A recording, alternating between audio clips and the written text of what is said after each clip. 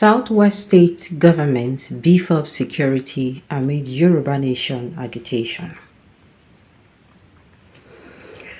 In response to recent attempts by separatist Yoruba Nation agitators to disrupt public order, government and security agencies in Southwest State have intensified security measures around government institutions.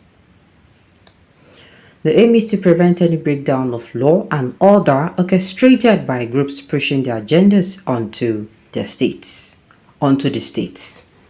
The move comes in the wake of an incident where Yoruba Nation agitators dressed in an armored camouflage and armed with rifles attempted to take over the Oyo State Government Secretariat. Despite their efforts, security agencies thwarted the attempt and arrested 20 of the agitators. The incident follows a previous takeover of Radio Nigeria and Molodo FM 99.1 airwaves in Ibadan by Yoruba Nation agitators. The agitators advocate for the cessation of the Yoruba people from Nigeria, citing perceived neglect and marginalization. In response to these developments, Southwest states like Osun, Ekiti, and Ogun have bolstered security measures to prevent similar incidents within their territories.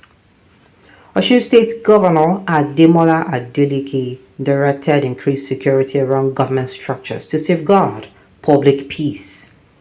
A statement by the governor's spokesperson, Olawale Rashid, said, and I quote, "In line with the governor's directive, security men and women were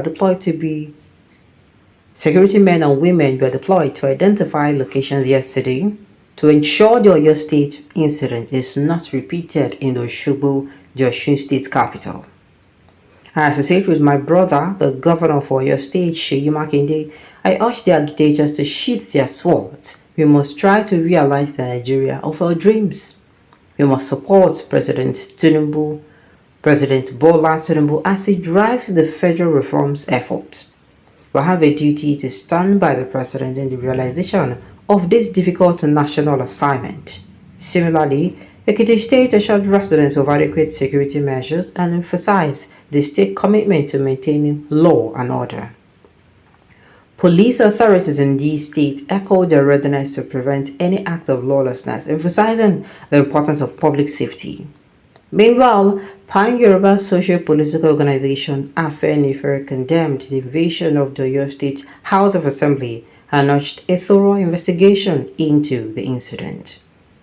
The Central Council of Ibadan Indigenes also denounced the invasion, warning agitators to refrain from further acts of provocation in Ibadan and Oyo states.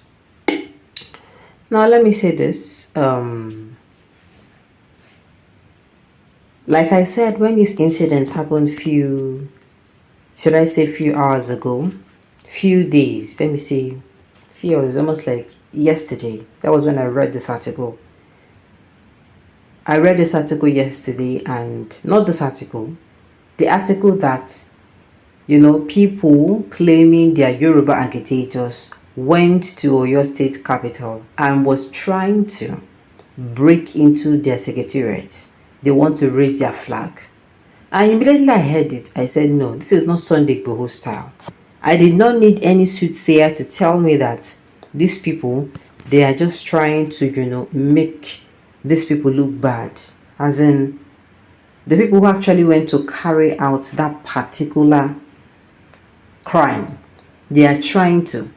Immediately I said, this is the same thing they did to the indigenous people of Biafra. And before you know it, you understand, they call their name. If anything bad happen, they go call their name. So it good. And immediately I said it, a few hours later, Sunday Igboho came out and said, no, it is not him. It can never be him. You understand? Yes, they are for the Yoruba secession, Yoruba agitation, but certainly not this way. And I said, you people don't need to say it. I know.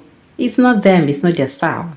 The same thing I said when the indigenous people of Biafra people too, they were being accused. You hear every day, they slaughtered this one here, this one died, this one was slaughtered, this one was doing this one that. I'm saying, I was saying this strongly to people around me then, and people who are asking that, okay, who are those? I said, no, be these people, they do this thing.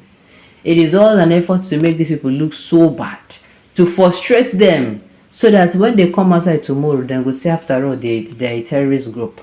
And of course, if you have been following IPOP for a very long time, they'll tell you that it is the government's plan to actually make them. So there was a time they prescribed them.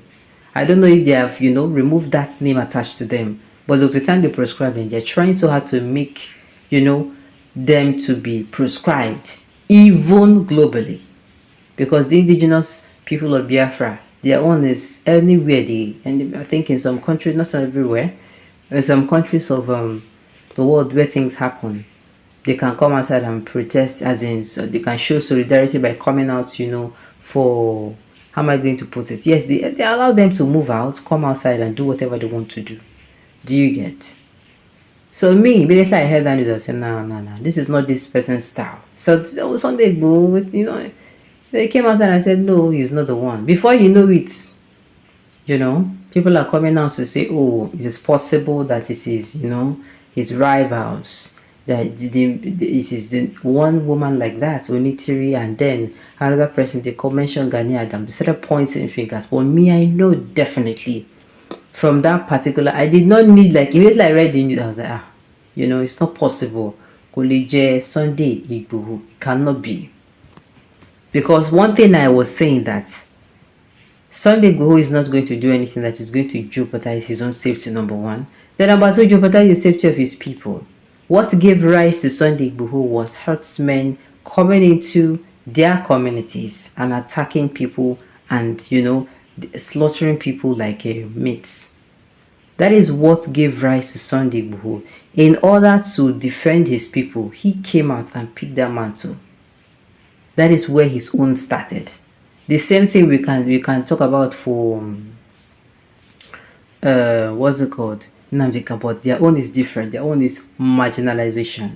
Inequality, marginalization give rise to all this. You understand?